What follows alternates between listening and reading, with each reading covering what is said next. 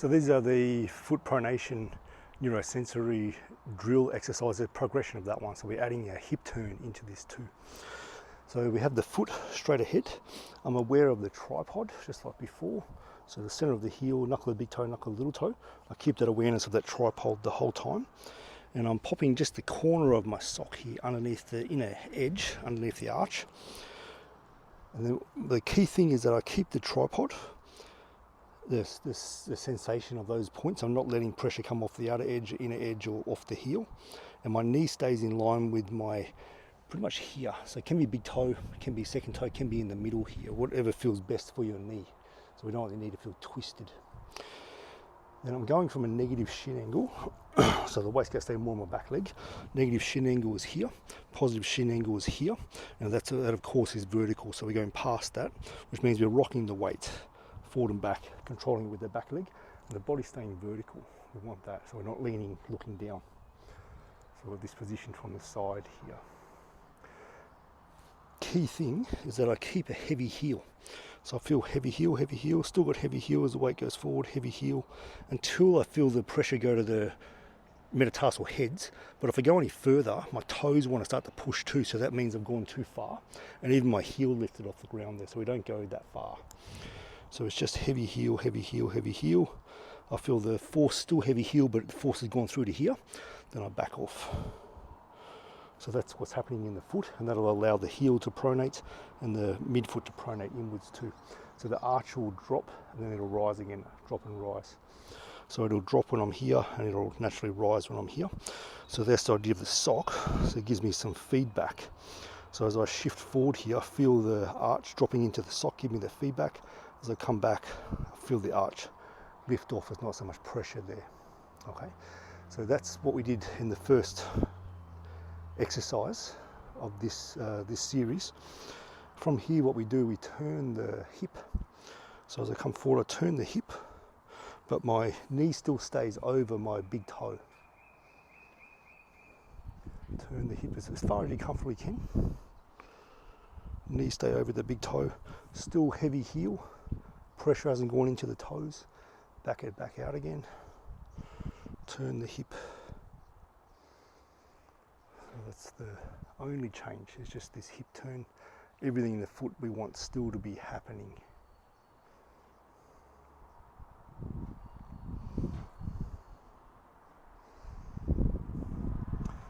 And we do sets of 20.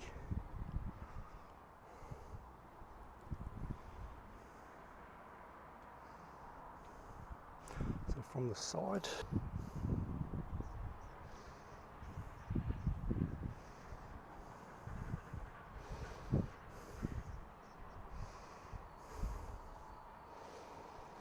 So in Tai Chi, this is known as opening the qua. So the front qua is opening. So we're connecting that front qua with the knee and the pronation of the foot. So the connection all the way down to the foot. Now there's different exercises I've also put on this series for opening and closing the front qua. This one is just particularly focusing on getting that pronation of the foot.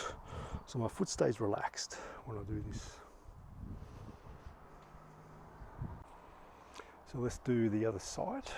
So we're sitting the weight back, negative shin angle, tripod filling in the foot, that sock underneath the arch so we can get the feedback. Coming forward, and as we turn, the knee stays in line with the big toe or between the big toe and the second toe. So we get as much turn as we can. Still staying relaxed, we're not locking up the body to get this turn. We're not making the body do this arch.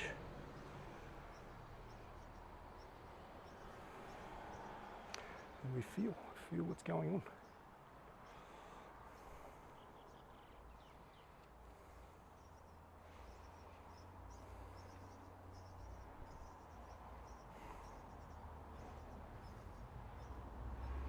So we just keep softening the movement.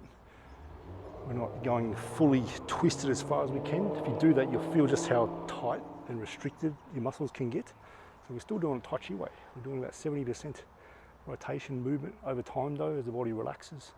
It gives you access to more movement, but it feels relaxed, it feels easy to do.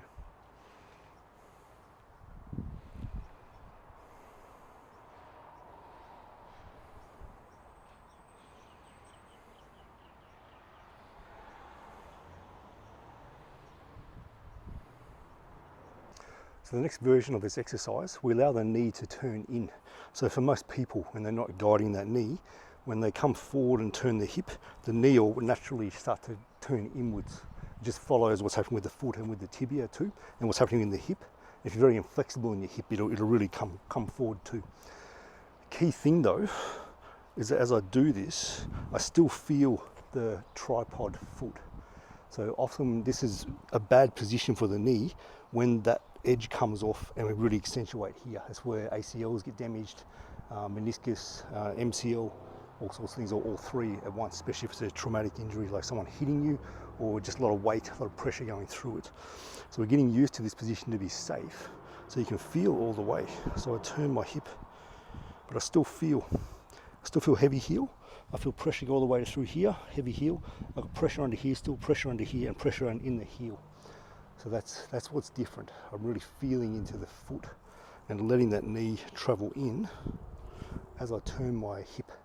So I'm turning my body quite a bit, still keeping the weight controlled by the back leg.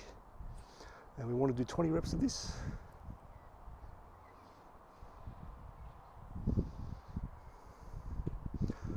This position should cause zero pain. And if it does cause you pain, go back to having the knee just staying straight, or do less, let less of the movement of the knee come across. And where this is moving into is, of course, coming here, and we're just stepping in a direction. So the knee's traveling into spiral for us to push off. That's where that links up. So let's do the other side. So we've got the negative shin angle, feeling the tripod, the sock under the foot to feel the arch drop and come back up. Come forward. As I turn my hip, I let the knee come in as it wants to, but I still feel the pressure in all the tripods. I'm not losing that at all.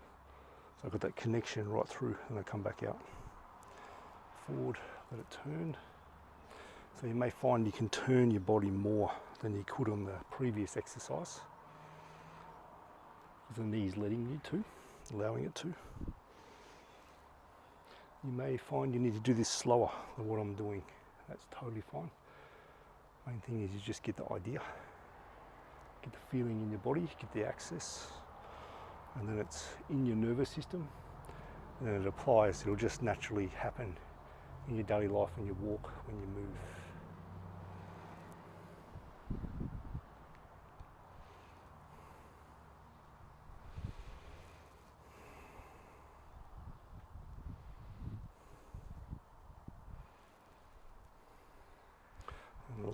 On that last one, we just converted into.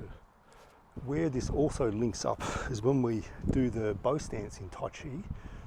When we sit back, so the knee's over the big toe, when you come forward, pushing through the foot, the knee does a slight little turn in. Then pushes, connects to this one.